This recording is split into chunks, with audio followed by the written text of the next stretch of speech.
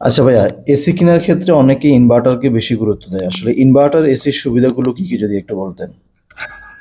আহ, আমরা এখন আসলে মানুষ সবচেয়ে বেশি চিন্তা করে হচ্ছে এসি কেনার সময় আইসার প্রথমে যেটা চিন্তা করে ভাই আমি ইনভার্টার প্রতি আগ্রহ থাকে, মানুষ সবচেয়ে বেশি ইনভার্টারের প্রতি ঝুঁকে।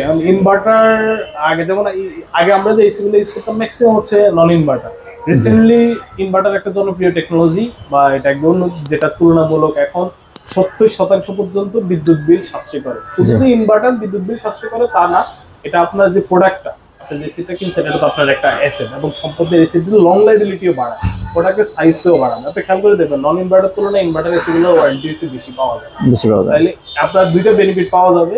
প্রধানত একটা হচ্ছে হলো বিদ্যুৎ বিলের খুব দারুণভাবে সাশ্রয় করা হয়, আর আরেকটা হচ্ছে আপনার প্রোডাক্টের লং লাইবিলিটি খুব ভালোভাবে পাওয়া যাবে।